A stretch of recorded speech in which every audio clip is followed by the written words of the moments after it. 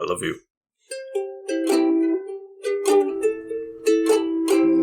Yeehaw! Welcome back to the Couch Potatoes. I am the Green Traveler from Southern Gorge. Southern Gorge. Southern Gorge. So we got accents just like you Earthlings. You mean just like our Americans? our American Earthlings. Just like us Americans. Everywhere's got a South. But not everybody's South sounds like that. I didn't say that. I just said we got accents. Okay. I am the Faceless Leone. Welcome to Green and Faceless on the Couch. And this is a podcast about movies and TV. Here we are at the Potato Pick. This is our Patreon suggested episode where the people vote on how or what we watch. How is like what category they decide, and they decided we were going to spotlight an actor. I love this actor too. It's a good spotlight. It is. Good old HeathLedger. May he rest in peace. Indeed. Yeah, Indeed. if you're interested, if you have ideas for what you want us to watch, all you gotta do is go down to patreon.com/greenandfaceless and sign up for the $5 tier per month. And that gives you the ability to, suggest what we watch. Right. And, it's a lot of power. A lot of power. Yeah, it is. I mean, how else are we ever going to watch things killing for this show? I mean... Exactly. That's the only way to get us to do that. And the Leprechaun. Or the Leprechaun? I don't know. I think I'd be willing to watch those. The Leprechaun movies. I'd be willing to watch them, but I'd like to say that if you want us to watch them, you got to get out there and vote. Well, see, that's a playlist. There's like 8 of them. There's like 8. Yeah, that's true. That's true. That's fair. Oh God. But yeah, if you don't have the money, we understand. We'll do this show for free. Neither do we. However long. Yeah, exactly. but yeah, we'll still do the show for free, and you still have the ability to have a say in what we watch, because you have the ability to vote upon what our patrons have suggested. So again, head down to patreon.com/greenandfaceless, and you get a chance pretty much at the end of every single month to vote on what we watch. You can also do so at YouTube. On our YouTube channel. I still gotta take that down. I'm gonna do that while I'm thinking about it, right? Oh yeah. Nah. I keep forgetting about that. But yeah, you can go down to YouTube. You find our page, Green and Faceless on the Couch, or Fiction Works 19, I think it is. One of those. You go to the community tab, and there's a nice little poll there, and you'll be able to vote there for free as well. No sign up needed or anything. Just do it. Just help us out. We love it. We love hearing feedback and everything. So the power that is in your hands. The ball is in your court. Whatever silly analogy you prefer. Do you remember how many votes this won by this actor spotlight? I believe it won by 1 vote. Voting matters. Get out there and vote. It was a very close one. There was 1 vote on YouTube, but the YouTube poll wasn't very popular. But there's 1 vote on YouTube, and it was for this. So exactly, that was the one that kicked it over. The one, yeah. Huh? Yep, because our Patreon poll was tied. It was even, neck and neck. Yeah. So voting matters, people. You get out there and vote. Every voice matters, and we want to hear your voices. So please do that. Please do. That said, our little advertisement aside, let's dive into the HeathLedger spotlight, because that was Detroit. That was the suggestion from Delma. From Delma Callahan. That's right. Love you, Mom. But yeah. I'm excited. I do love HeathLedger. I deleted the poll for this episode that we are producing right now. Nice. It's done. It's over with. No more abilities. Now. But yeah, my first introduction to HeathLedger was actually one of the films we're talking about today. Our first film, 10 Things I Hate About You. I remember watching that as a kid. and enjoying it pretty well. Pretty well. Pretty well. As a kid, I really did like it.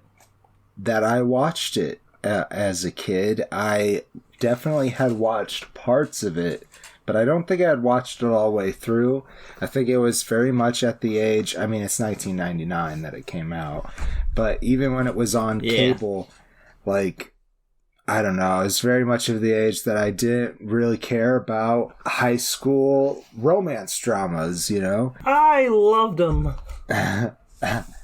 I think I was just me looking for that in my entertainment came a lot later. Yeah, that's fair.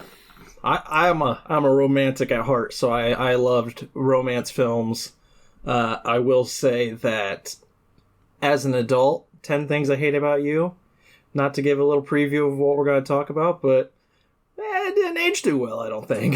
Not the but best. It's still fun. Like, it's still definitely funny, but it is just so much. It just exposes so much of the culture at the time period that we are just so blatantly aware of nowadays.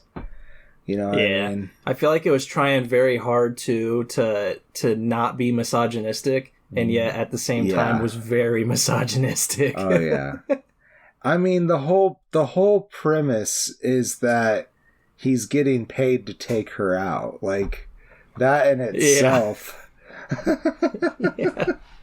Yeah, let's go ahead and dive into it. I'll go ahead and talk about 10 Things I Hate About You. I don't hate about you. I'm sorry. I'm not going to actually say 10 things that I hate about you. I really thought there would be a list, and I guess it was that poem at the end. There was. Yeah, that's exactly. Right. Yeah, there was. I was going to say there's 10 things in that poem. You're right. Yeah. Yeah, this is very loosely based off of a play by Billy Shakes. One I've never actually read. I've never actually read this play. It's The Taming of the Shrew. And I've never actually seen it live either. So it's I have no say in how loosely based off of that it is. And I knew that I should have known that, but now that you said that, it's just so clear. Just all the beats are there. There's a lot of references and hints and everything. Yeah. But yeah, as you said, we got young Joseph Gordon-Levitt. I'm not even going to worry about character names because I'm just going to get lost in them if I even try. You have young Joseph Levitt, Cameron, who comes into... You're just going to confuse me. That's all you're going to do is confuse me. Young Joseph Gordon-Levitt, he comes to a new school, and he immediately befriends, where's he at? David Krumholtz. That's right. The lead elf, head elf, and Santa Claus. The one I always get confused for Jake Johnson. I always get him confused for another guy, because David Krumholtz, I think, was the one in Numbers, right? He was the guy in Numbers. Yeah, okay.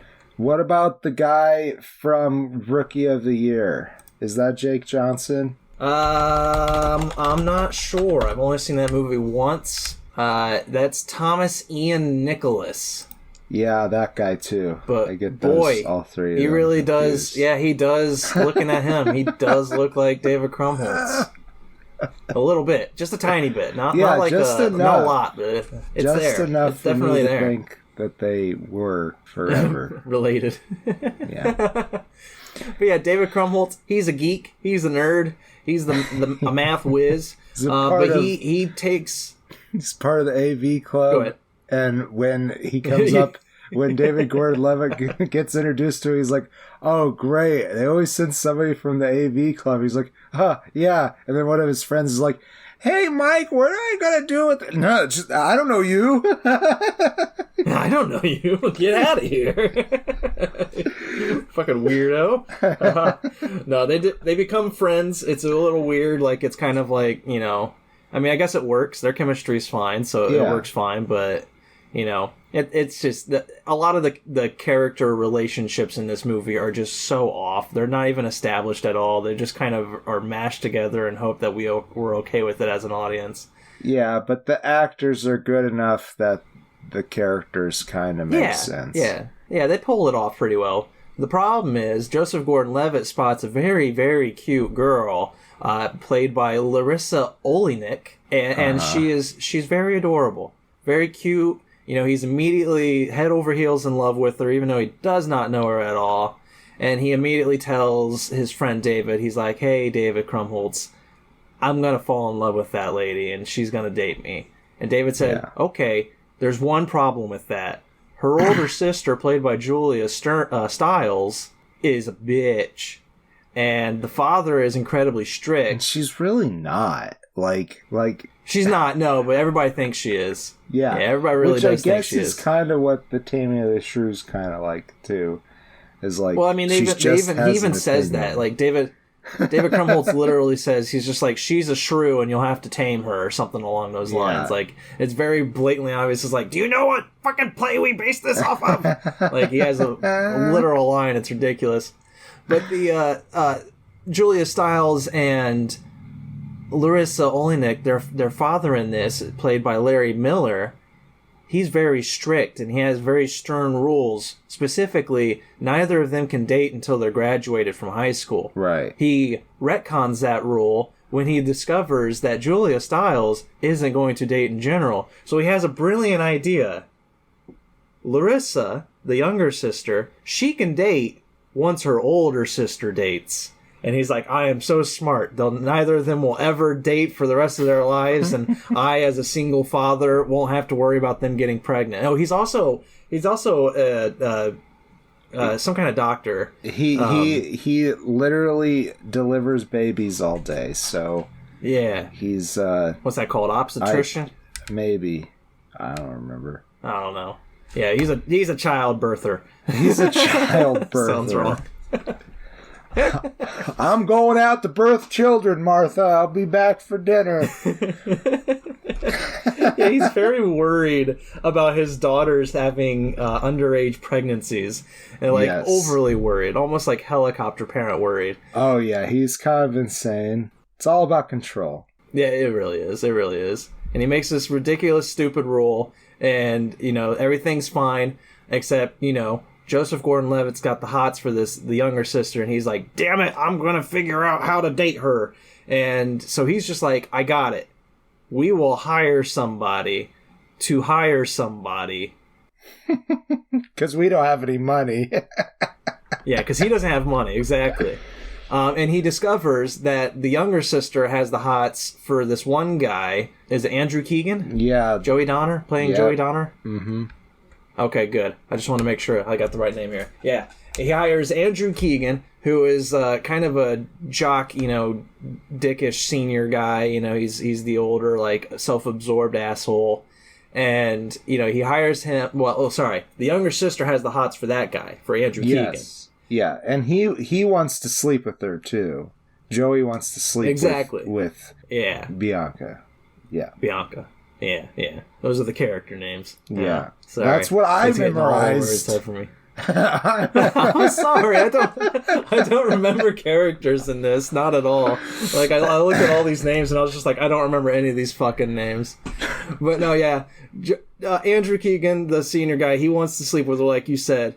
And so he's just like, okay. Joseph Gordon-Levitt approaches him, tells him, hey, if you can hire somebody to date the older sister, Julia Stiles, then you can date the younger sister. That will part the Larry Miller seas, and you will be able to date Bianca. Oh my god. Yeah, and so they hire the services of a punk, kind of. He's just like he doesn't care at all. He's kind of in his own little world. In some high schools, they would have called them the Skids. And that's not... I don't know if that's, appropriate or not, but...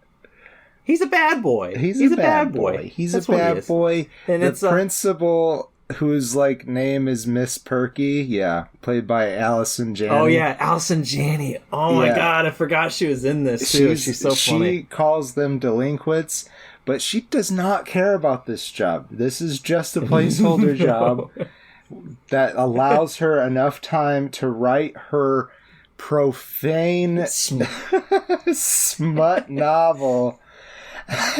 which is hilarious too, because you see what she's writing and it's very clear that what she's writing was written by a man, because it's very much like throbbing cock, pulsating sausage. It's just like disgusting words. Yeah. Patrick, being Heath Ledger's character, when he comes into the principal's office, he says something about bratwurst, and when he leaves, she's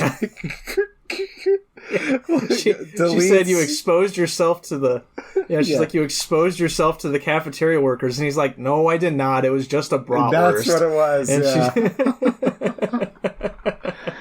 and then once he leaves, she deletes, I think, penis or cock or something like that, and member, it was pulsating member, and so it'd be pulsating bratwurst. And I'm just like, god damn, that's hilarious. It's so disgusting. It's hilarious.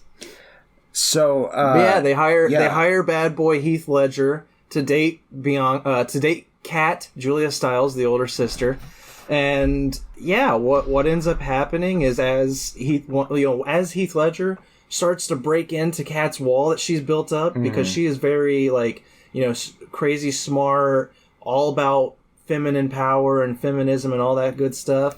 And, once he starts to break into her wall and, start to hang out with her, and she starts to like him back a little bit, a relationship starts to form. A really kind of good relationship. Yeah. Except he's receiving money to date her, so... Yeah, that part weird. Is problematic, that's for sure. And he knows it too. Like, and definitely at first it just started out as this opportunity. He almost was like, no, dude, I'm not going to do this. But he's like, all right, I am dirt poor. I will take your money, and then he likes Kat despite her pushing away all of his advances, and he's like, okay, well now I might as well get paid to take her out. Like, I'll use all the money. He has to have used all the money that he gets to take her on these dates, because he does some pretty elaborate things with them. Yeah, not to spoil the movie, but he does end up spending all of the money at the end on a gift for her. And it's a really good gift. It's what she wanted. Yeah, it's really nice. I love that moment. It is beautiful. But yeah, I do like the dates they go on, because they go on some crazy. They skip school, or I guess they cut out of detention. He cuts out of detention because she flashes the teacher. Yeah. Oh boy, that scene. Oh god. I think that's Mr. Chapin, who's played by David Leisure, and he also earlier in the film gets shot in the ass with an arrow by Bianca, and she does nothing. That's right. She does nothing. She's just talking to, I don't know, it might be Cameron at that moment. No, it's Joey. I think it was Cameron, yeah. I think it was Joey. That's why she didn't give two shits. And everybody else in the class is like, oh my god, are you okay? Who's her best friend? Who's Bianca's best friend? Chastity, played by Gabrielle Union. And she's like, she unfortunately takes on the role of token black character, token black friend, anyways. And she also is used as a human shield, basically, for the affections of Cameron, but from Bianca. Like, she just places her in between them. That's the other side of the story, is like, while you have this beautiful relationship forming between Julia and Heath with all of its drama, right, you have this weird love triangle going with Joseph Gordon-Levitt, Andrew Keegan, and Larissa Olenek. Because, again, the younger sister, Bianca, and Andrew Keegan's character, Joey, they do have a thing. It's not really it's a high school relationship is what it is. They just kind of want to bone. He keeps a scorecard, he wants to bone. Yeah, Joey keeps a scorecard for sure. But you have that weird love triangle going between them, and that relationship between Joseph Gordon-Levitt and Larissa Olenek kind of just takes a back seat after a while, because it's not even it no longer be, even though the movie starts off with Joseph Gordon-Levitt being the focus, like halfway through it's like, fuck that relationship, we're done with it, we're moving on to this relationship because we figured out this is better. A superficial there's no reason why Cameron should be into Bianca, but he just saw her. It's very much a early high school, late middle school crush kind of thing, and then he just him being a, I don't know, industrious person just finds a way with his smart friend to make things happen, and they of course don't pan out, and that's how these kind of movies go. But let's talk about Heath more, since that's why we're here. Yeah, that's fair. Yeah. I think it's interesting that this is probably one of the few roles that I've seen Heath Ledger get to be Australian. I think it's true. Yeah, I think almost every other thing that I've seen him in, he's been an American. I believe I've seen him be English before. Obviously, there's not, a terrible amount of films to go off of before he unfortunately He was English passed. In The Knight's Tale. English. That's right. But, I can't really remember if he was doing an Australian accent or doing an English accent. That's fair. He was supposed to be I don't from really London. remember too much either. The boys are back in town. God damn it. Oh, man. I love that movie. That's the one I saw all the time. That was probably my introduction to Heath Ledger, was A Knight's Tale. We'll do that. We'll do that someday. We'll pair it with Moulin Rouge, I think. I think that'd be, or one of those kind of films, with the anachronistic music choices. I think it would work pretty well in a pitching like that. I think there's... I got things to say about that, so... Yeah, there's probably something else that's, out of period. Great Gatsby. Yeah. Yeah. Yeah, that would go better with Moulin Rouge, I think, but, Okay, well, that's the same director, so we could do director spotlight. I know, yeah. I want to talk. I would love to talk Knight's Tale sometime, but I got words to say about those kind of directing choices. So I feel like keeping those in the same genre idea would work so well, because it's I got words and I'm not gonna spend them here because I don't want to take the time out of this actor spotlight. But okay. Well, oh boy. Anyhow, but no, with Heath Ledger, I love him in a good romantic role. Because he does do, romance pretty well. He's a pretty boy, and I will say here, it's a good role for him. He does the bad boy role pretty well, and you do get a lot of good emotion from this character. You realize that while he scares everybody else around him because he's a bad boy, but he's really not at the same time. Exactly. Yeah. Yeah, he's just like Julia Stiles' character, because it's just they just put on fronts to keep people away. Yeah. It's just they prefer their solitude, their dark broodiness, that they like that air, but underneath it all, they're both fairly intelligent, fun-seeking individuals. Right. And I enjoy watching them both blossom. I think Heath Ledger did a really good job in this role. That said, I don't think it's a great, it's not. He delivers funny lines pretty well. That's one thing. Yeah, it's not. There's some really good funny moments. It's not the greatest expose of what he's actually capable of, and I think they do that a lot with the male protagonists and romances, where they really don't have that many levels, so that they have a bit of a mystique around them. I think that's the intention behind that, but I would rather have full-fledged characters. Now, I think what Heath does with it is pretty good, because even though he's everybody's pointing at him as this delinquent, this failure kind of character, you can tell right away that he is not what people say. And same with Kat. Yeah, right. I think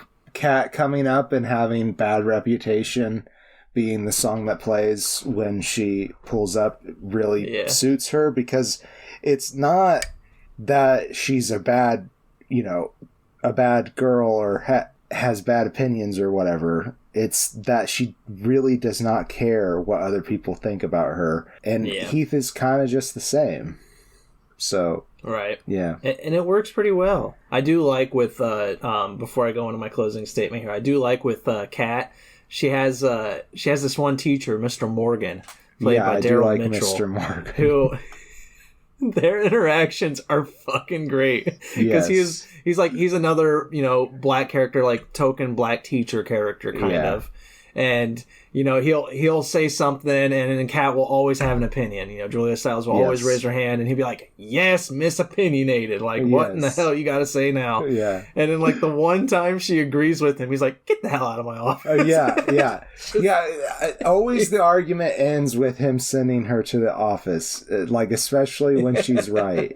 I love it, man. And, yeah, that last time where she's like, no, I am genuinely excited for this assignment. He's like, get the fuck out of here. It's good stuff. Yeah. And that's kind of my feeling on this movie. Is overall, it's fine. The relationships between the characters, the character development, it's not really there. It's kind of just pasted together and hope that we're okay with it. But the comedic elements, the funny bits are good. Like, it does make me laugh. So, like, I'll give the film 2.5 stars. I think it's fine. I think Heath Ledger's performance here is good, but it's nothing like, you know, super exciting, super notable. Yeah. But yeah, that's it. It's, you know, it didn't hold up to what I remembered as a kid. You know, I thought I was going to come in and laugh a lot, and instead I just kind of laughed every like 5 minutes. I was like, oh, okay, there's a lot of misogyny here, isn't there? Yes, there definitely is, but no more than any other film of this period, and this film is actually trying to you know, have like feminist characters and whatnot, and I think for the most part they do a good job of showing that Julia Stiles does not have to fit into what is expected of her as a woman. They do a good job of that, but the rest of the world around her is still very much this mating ritual that we call high school. And that's how we felt about it in our media, I swear, for a long time.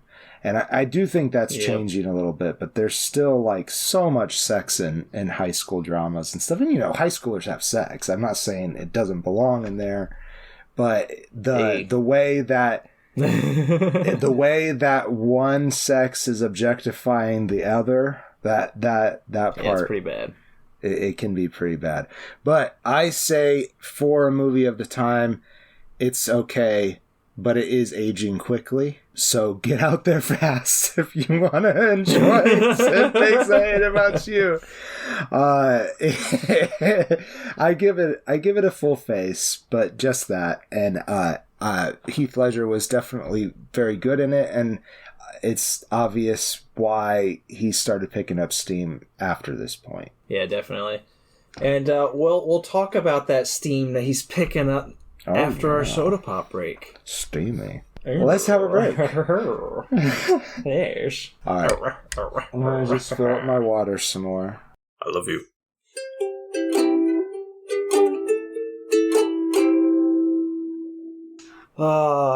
There was at least some kind of mutual, I think so, yes.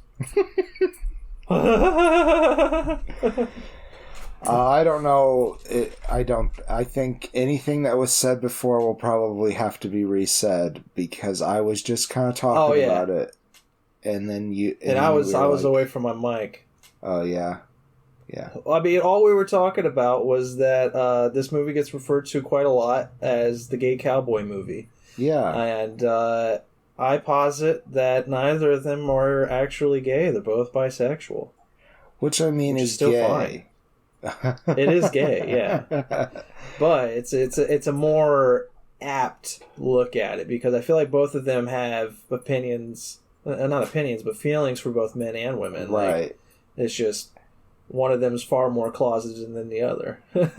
Yes, very much so, and we'll get into the who's who and the what's what, but I warrant that one of them is just incapable of loving women because of their attraction to men. So I would say less so, but who knows? We aren't the writers. I believe this is a completely fictional story. Yeah, it's just based off of a short story by Annie Proulx. That's probably way wrong. But yeah, the screenplay was written by Larry McCurtney. And that's not right. McMurtry. Get out of here. And Deanna McMurtry, I see. And Diana Asana. Diana Asana. I love that name, Diana Asana. That just rolls off really well. Yeah, so nice. A lot. She also produced it. And, as we have constantly talked about, this is another Ang Lee film. This is where he jumped to from. I think there's another movie between Crouching Tiger, Hidden Dragon, and this, but that was the next. This was his next big one, I believe. This or Hulk, which we'll talk about soon as well, which is very hilarious soon. To me. Yeah. No, I think Hulk came before this. I think Hulk was 2004. Maybe. So yeah, I think this was right before it. Yeah. God, I love Ang Lee.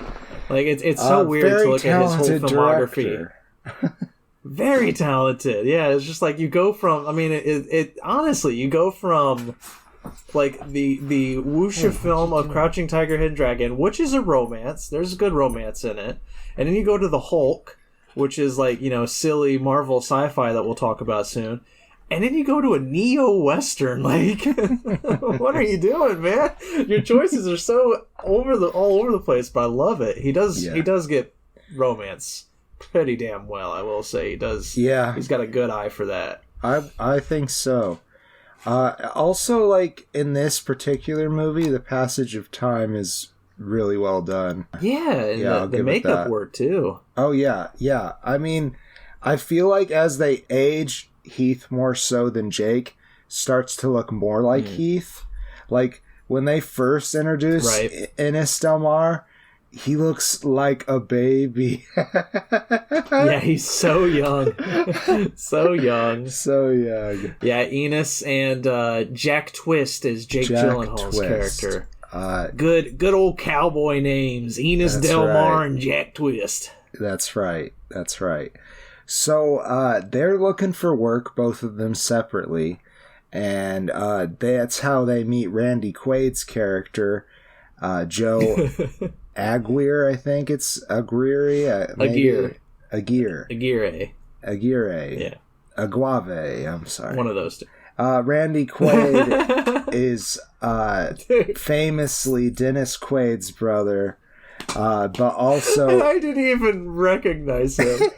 he's had a career since the early 70s, and and somehow his brother came into town and just swept up all the love, and poor Randy Quaid.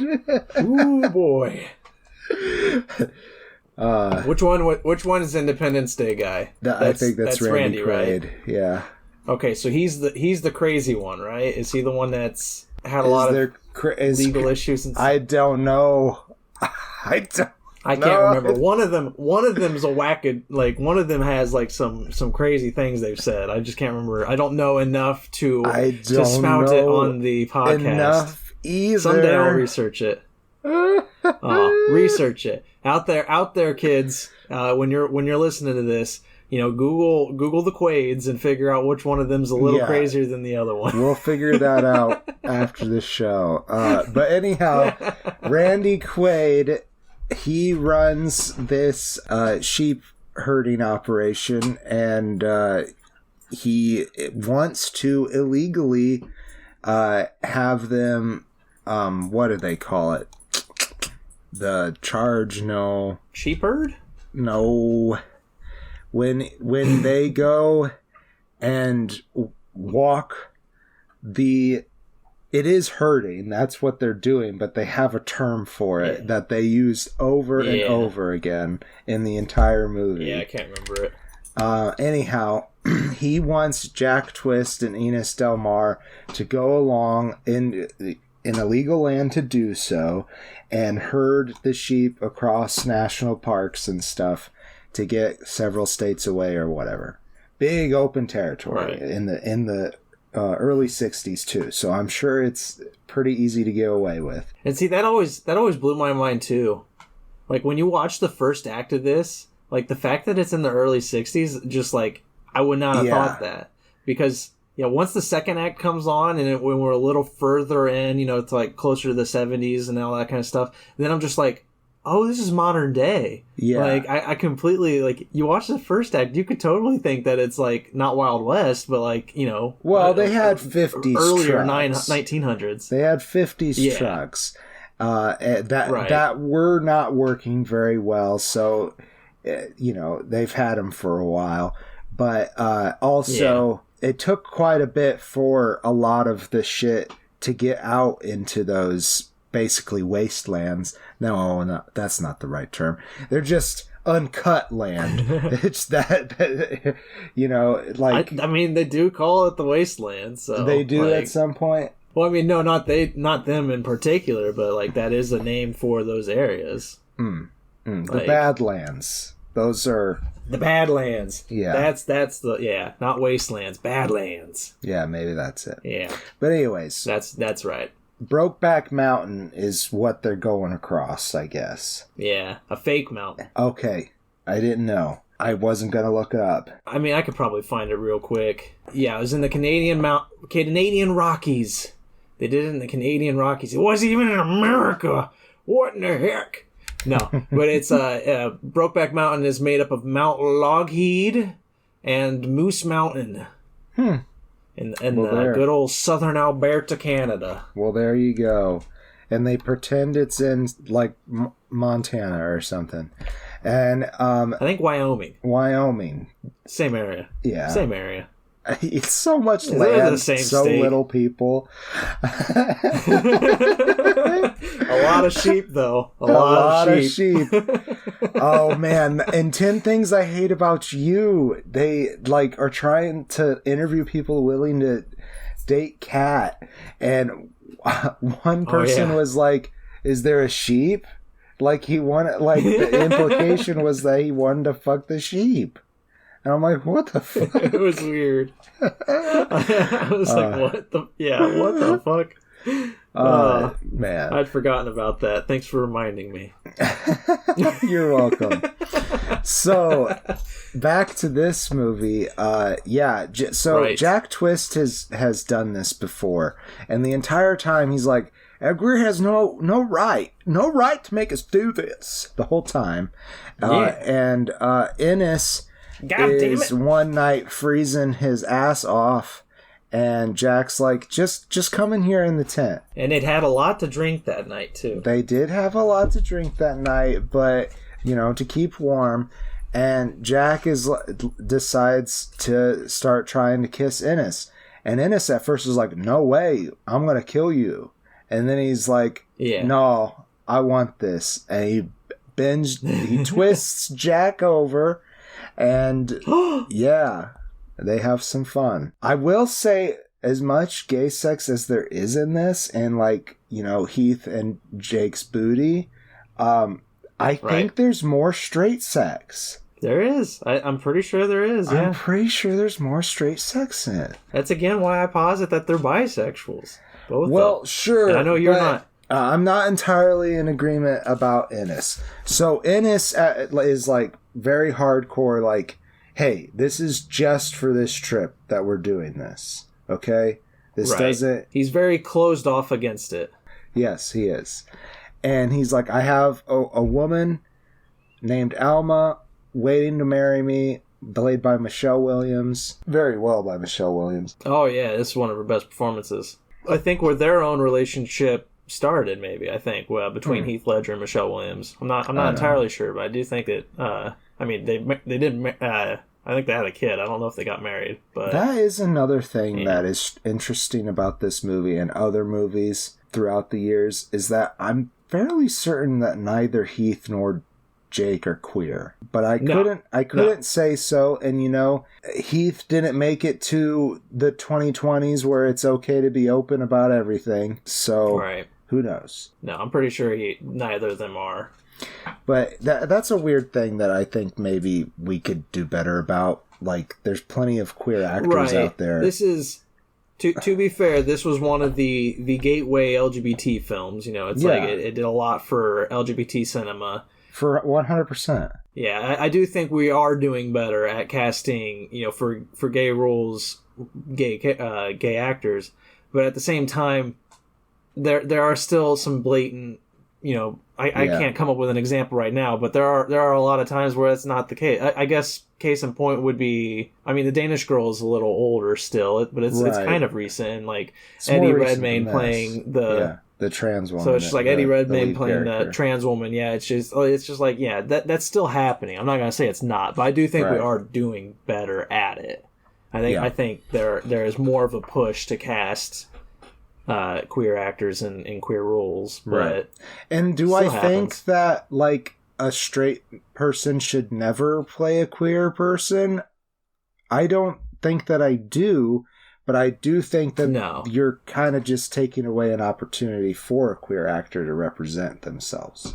Exactly, but I also feel like in this case, having straight actors did kind of help it more too, and in Ang Lee's direction as well, because both men in this time period, the 60s and the 70s, they both still have to hide themselves. Right. Yeah. And they both have to present to the world as straight men. And so I think it really worked for Jake's character, because Jake Gyllenhaal, he was able to, get that across really well. And I think it worked a lot for Heath Ledger because he had so much reserve in his homosexuality. Yes. And that reserve came across in his straight persona as well. Right.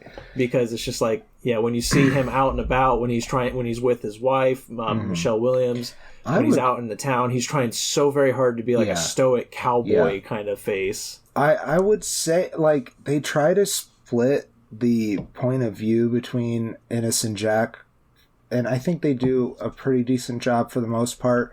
But I still feel like Innes is the protagonist of the story. Oh, definitely. 100%. I agree with you. And there's a lot more to talk about with Heath's performance. So, like I said, he comes home, he marries Alma, they start having kids. And part of the argument that I have for Innes being more on the queer side than Jack is that when Alma is like, hey, maybe we should use some protection, he's like, what, you don't want to have my kids anymore? And she says, well, we can't support the ones we have. And he said, well, if you don't want to have any more kids, then I'll just leave you alone. So that's fair. I feel like, is very much not in it to have sex. He's in it to do his duty as a husband. Yeah. And he resents Alma for it though too. At the same time, even if that's subconscious. Yeah, I'll agree that Jake Gyllenhaal's character is more, I think, bisexual than Innes. At the same time, I do think Innes is still bisexual, because I do think he still likes relationships with women. I think because he does seek out, especially with that waitress later on down the line. They do. This is being Linda. Oh gosh. Yeah, Linda Cardellini. Linda that was Cardellini. So crazy. Yeah, I had no idea. I completely forgot. That's a I fun didn't role even know for her she was too. in this. Yeah, because I saw her name pop up and I was like, Velma's in this? What? Yeah. And then once she came in, I was just like, is that Cassie. Her? There's no way that's her. And then I was like, oh my God. It goes so far as to introduce his eldest daughter, I believe, played by Kate Mara, yeah. I was going to say Mara. She's. There we go. Yeah, this movie takes place across so many years. She's just the oldest actor to play Kate. There's like two other actors, I think. She plays. Yeah, but I don't really know who they are. She plays Alma Jr. That's the character's name. A couple of times. Yeah. But yeah, so this relationship though with Cassie does go far enough to introduce her to his daughter, as I said. But shortly after that, he had another interaction with Jack, that is, and just ghosted her pretty much, to use modern terms. Yeah, he turned cold. Yeah. Yeah. And that's part of the beauty too, is even though they've gone their separate ways, they don't work as cowboys together anymore. They become fishing buddies, so they meet up like every few months to go fishing. Marks. Yeah, exactly. Yeah. They're fishing all right, and but it's like I love that. I love the depth of this relationship. I love how it grows. I love how we get to see peaks of it, throughout time because they can't be together. Even though Jake Gyllenhaal, Jack, wants really hard to live with Enos, to have a ranch with Enos, to be together. Yeah. Enos keeps spurning him because Enos is just like, no, we can't do this. Society doesn't like this. And Enos is also marred by a childhood memory, which I won't spoil, but like I think it's more than one too. His father was obviously very anti-homosexual, as were a lot of people in the 40s and 50s, and even today. But you could very well be killed for being even suspected of being homosexual. So he's afraid of it, and rightfully so. And I think that fear would have kept him in a decent relationship with Alma if he had never had the experience with Jack. But he sees it in that perspective as well, and it makes him sick because of the fear. But like he thinks it's like a righteous sickness at first, but really it's just him being so depressed that he's afraid to be who he is. Right. Yeah. And it's, I don't know, like, I'm, very open with my identity now, but at the same time, like, I wasn't really questioning my identity. So it's like, I kind of relate a lot to Enos's character because it's like, through most of my teenage years and my 20s, I had thoughts about who I really am, as a non-binary, closer to trans feminist, individual. Like, I have a better understanding of that now after like talking to therapists and like looking into myself and all that kind of stuff. But for most of my young adulthood, like, I didn't understand any of these feelings within me. Yeah. And I just kind of pushed them away. I kind of just buried them. I was just like, no, I can't be that kind of a person. That's not who I am. And so like rewatching this with all this, like, this own personal growth of mine, like, I really did relate to Enos. I do understand where he's coming from a lot because, I do agree with you that he's more closeted homosexual, but I still think there's a little, and maybe it is out of fear. Honestly, maybe it is totally out of the fear. Opinion that everyone has some attraction to the same sex, both to sexes. To some extent, to most sexes. I like that, most sexes and genders, because honestly, if I were to put a label on me, I think I'm lean more pansexual than bisexual, because really I could see myself being with just about anybody in a sexual situation, but I'm too awkward to get it to that point. Amen. I hear you. I really do love this role, though. I think the romance is beautiful. Again, I love me a good romance, and I think this is a very, very good romance. Like, I think there's so much development, so much back and forth. There's a lot of pain. There's a lot of beauty. Like, these two characters, like, when they get mad at each other, when they yell at each other, when they're fighting and crying and holding each other, it's just like, it really does get to me each time, because it's like, because they show the good and the bad, and the bad is not your typical bad for a romance film. It's very different while being the same, and it's so well directed by Ang Lee. Like, he just let them be. Like, especially during intimate scenes, they had to film the first sex scene, I guess, like more than 10 times. I don't know how many, but it was more than 10 times they had to do shoots for it. Normally, a director would get in there and be like, this is exactly what I want from you. Do this, do whatever. And apparently Ang Lee was just like, he would give them notes, and then he would just walk away from them and let them rehearse, let them be intimate without the cameras or anything, and just let Jake and Heath Ledger just explore and rehearse and everything, and then the cameras would roll, and he would just give them more notes and be like, all right, how about, try this or this. He wouldn't push the intimate scenes. He would let the actors figure it out for themselves. I think that's definitely the right way to do that. I feel like it just made the romance just feel more real. Right, yeah.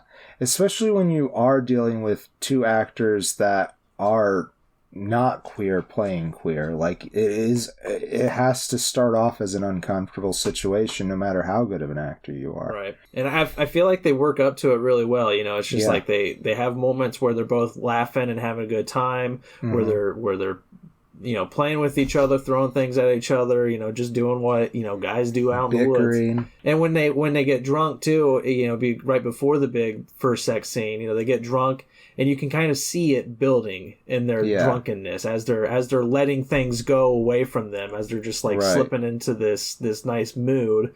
You can kind of see them start to be a little more affectionate in their attitudes. So like everything builds so well in this movie. Right. And like I really do love it. Like and all the performances are good. Anne Hathaway's in it as well. She ends up playing Jake really Gyllenhaal's wife. Lorraine Newsom is her character. Yeah. And if this was not like an actor focus, I would really love to go into her family because her family's hilarious. But we'll leave it at that. I also like the pushback from Jake because you get a lot of Jack's character and the family interactions with Anne Hathaway. Yeah. Jack is a good man, I think. I know, I think even Lorraine thinks so. Even after she is blatantly aware that he is having affairs with men. I think she still believes that he is a good man and that he wants to provide for their son. But anyhow, going back to Ines Del Mar, I just want to say that Heath's performance from that young little baby character, who's hard, because he's had a hard start in life, but still, he just gets harder and more jaded, and the way that it affects his performance, the way that it ages his character more than the makeup could in a million years, it's just brilliant. I don't know what kind of awards that Heath got from this performance, but it is really good. I think him and Jake, both had very good performances, but Heath's, I think, just blew everyone else out of the water for me. Just the way that he played that depression, that bit of like that walk that people who are drunk most of the time have, He just did a great job. I could feel the leatheriness of his skin. For real. Yeah, they were both nominated for best actor, best supporting actor. Heath got best actor, Jake best supporting, but neither of them won. Michelle Williams was also nominated, and I know Ang Lee won for best director. Wow. I don't know what else it won. That is a good award for this movie because it is very well directed. For real. But I agree with you. I love Heath Ledger's performance. I would say out of these two films, to go into my closing statements, definitely this one wins. Heath Ledger's performance is incredible in this. It's so, so tortured, so reserved. And that last line at the end, there's a lot of beauty. There's a lot of good symbology, I'll say, regarding two shirts that they wear, and there's a lot of good analogy into that, into those two shirts, and it's all beautiful, man. And his last line just fucking brings on the tears. Like it's so just it's a weird line to end it on. When you find out that's the last line of the movie, he says what he says, and then the credits start to roll after a little while later. It's just like, fuck. It really hits hard. It really does, and it's all from Heath Ledger's performance. Jake's amazing as well. Everybody's amazing, but I really do think Heath really makes this movie so fucking strong. If they had neither one of them, I don't think it would have worked. And they had a lot of let me see if I can find it real quick. They had a lot of other people in mind. Here we go. Oh my goodness. Yeah, originally they had Matt Damon and Joaquin Phoenix. That could have been interesting. It would have been interesting. I don't think they would have carried it as well as both of these. No, I think, though, if it was Heath Ledger and Joaquin Phoenix, now that... Not to shit on Jake Gyllenhaal, because he did do an amazing job. But I also, I just can't believe how much Heath Ledger embodies that Western person. He does it so well. He really, and his accent work is great. Yeah. He really did 100%. Get this, and I don't ever, I've watched it a couple of times. I don't ever get, the breaking through of the Australian accent. He really stuck to it throughout the whole film. And it's really incredible. That's hard to do. And, like, I know that American accents are, typically a little easier to pull off, but, like, this particular accent that he's doing, this, like, very, not cold American, but, it's kind of, like, blunt. Yes. Yeah. It's very, right. Very, I would almost say that it speaks to his isolation. Like, yeah. Very, almost staccato, if we were going to bring a musical term into it. That's fair. But I don't know how else to describe it unless I do it. Yeah. And there's definitely people I'm related to who talk like that.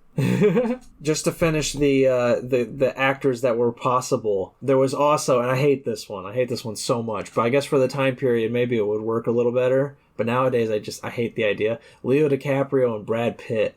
Like, yeah. I can't see either of them in these roles. Like, I don't know. They're not very young cowboy. Leo, I can see. Yeah. I mean, Leo could probably play just about anything, really. But Brad Pitt was in that what was it, the Tom Ford film? Remember the assassination of... That's true. Whatever. He was Jesse James. Yeah. But that's a long-ass title. I can't ever remember it. Yeah. Yeah, me either. The assassination 100%. Of Tom Ford by the coward somebody or other. It's the assassination of Jesse James by the coward Robert Ford. Robert Ford. Yeah. That's it. Maybe. Goddamn. Rupert Ford? Silly. I don't know. We could look it up, but we're not going to. I give this movie a face.5 because it's a very good movie. I don't know. As far as queer media, I have yet to watch something that I felt surpassed it. And, there's obviously less queer media than straight media, so that's maybe easier to say. But I liked it. I think I think watching this back before I recognized my queer identity, I probably would have liked it less. But now that I have come out and, it took a realization for me as well, like with your gender identity. I was literally in the bathtub, like, it was a bathtub epiphany. I said, seriously, I was like, all right, I know that I like women. I know this. But how come sometimes I think about guys? It's really weirding me out. And I was like, oh, wait, you're bisexual, you idiot. Yeah. And then I jumped out of the tub, got dried, and I popped out, and Ronvald the Scald was there. I was like, hey, guess what, Ronvald? I'm bi!